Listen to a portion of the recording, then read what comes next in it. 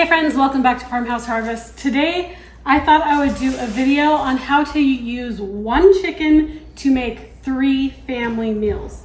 The first meal, of course, is just roasted chicken. I have a trick for roast chicken, and I took it from the famous beer can chicken. We don't drink beer, so I call it candlestick chicken. I got this candlestick at a thrift store for about $1. It has a nice, you want one that has a nice thick base, and it's a little tall because you're gonna shove this up inside your chicken after it's seasoned and put it in a baking dish, and that's how you roast it, standing up like that. It's really nice because it keeps most of the juices on the chicken and it doesn't sit in its juices while it cooks.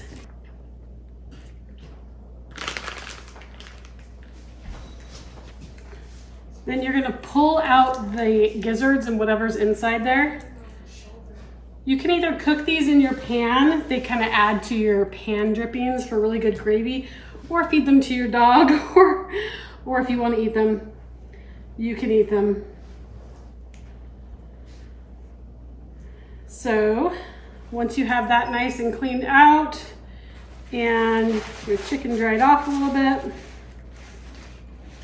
you can go ahead and start seasoning it. I'm just going to use a really simple blend.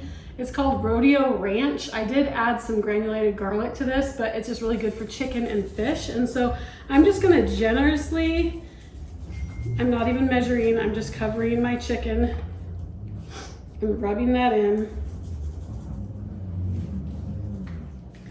I'll flip it and get both sides. This really seasons the skin, and when you cook chicken on a candlestick like this, the skin gets nice and crispy, so it's really everyone's favorite part of the chicken. So once you get the whole thing nice and seasoned, you can just put this opening onto the candlestick and shove it down. And you just want to make sure it's down as far as it can go so that it's stable in the pan.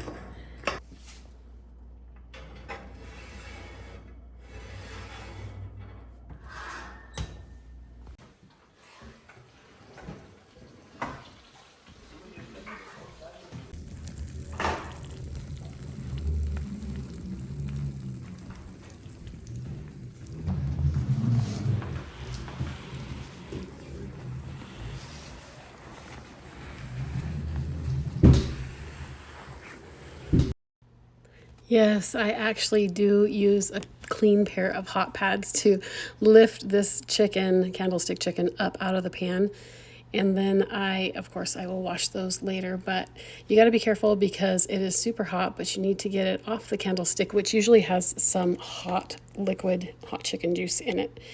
But this is just a delicious dinner, so this is the first night's dinner. I'm just gonna carve this up. It's beautifully cooked to 165 degrees in the thickest part of the chicken breast and the chicken thigh, and you can see how tender this meat is. So this night we were feeding 8 people, and really I just sliced up the breast, the thigh, and the leg, and the wing, and this fed everyone perfectly. You might not think that's a lot, but a breast on a whole chicken is a lot more than a chicken breast that you buy separately. So you can see that there's still half of the chicken left. I am going to take the meat off of the bones, and I'm going to use most of that for a chicken casserole dinner. And then the rest of the carcass I am going to put into my cast iron Dutch oven. And I'm going to fill that up with some filtered water and all these pan juices in this pan, and then put that on my stove and let it just simmer away to make a delicious chicken soup. So that's dinner number 2 is chicken soup. All you'll have to add to that is you'll take out the bones, leave any meat that is in there. Then I just add carrots, celery, and onion, noodles if you want to, and a little cream if you want it to be creamy, and that is chicken soup. So that's the second dinner from this one chicken. I usually try not to let any of the pan juices go to waste because there's so much flavor concentrated in the bottom of your pan. You can see that there's quite a bit of chicken meat left. There's probably about 4 cups of chicken meat that I pulled off of the carcass. So that will be great for our chicken casserole. Now I'm just taking everything out of this pan. I will actually even scrape the brown on the bottom of this pan into my Dutch oven so that it will really give a great flavor to my chicken soup. This brown at the bottom of the pan also makes excellent gravy. If you were making mashed potatoes and gravy with your roast chicken, you would just scrape this off the bottom, put it into a shallow frying pan, sprinkle it with some flour, and then add some broth and whisk it together until it forms a beautiful homemade gravy. But I'm not doing that today. I am using it to make chicken soup. So I always use filtered water if I'm making a soup, even though we have well water. I like to make sure that this is reverse osmosis filtered water. And I'm just going to fill this up about halfway just till it covers the bones and then simmer that on the stove. Now I'm moving on to this chicken casserole. So this is dinner number 3 from one chicken. I've got about 4 cups of chopped up chicken, and I've got a cup of cream and a cup of, it's actually cottage cheese, and I am just using my immersion blender to blend those together into one creamy sauce that is going to bring together the rice, the cheese, the chicken, and the broccoli in this casserole, and this just kind of binds it together. I did go ahead and cook previously about 4 to 5 cups of white jasmine rice in the rice cooker, and so I'll just put these right into the same pan, a 9x13 pan that I roasted my chicken in, and I am doing this all in the same night. And then I'll put this together and put it in the refrigerator for the next day. But it was delicious, and this would feed a big family also. It fed 6 of us with leftovers, and it was delicious. So I'm just putting this 4 or 5 cups of rice at the bottom of my 9x13 pan. It is already cooked. And then I'm just going to add in my chopped chicken and my chopped broccoli and my grated cheddar cheese. I am using sharp cheddar cheese. I just feel like you can use less of it and get a lot more flavor that way. I didn't mention that I am, of course, using salt and pepper to taste on this. I'm just going to mix this all together. I do have some cheese in here, but I will top the top of this casserole also with cheese. You don't have to do this the way that I'm doing it. You could also do it in a bowl.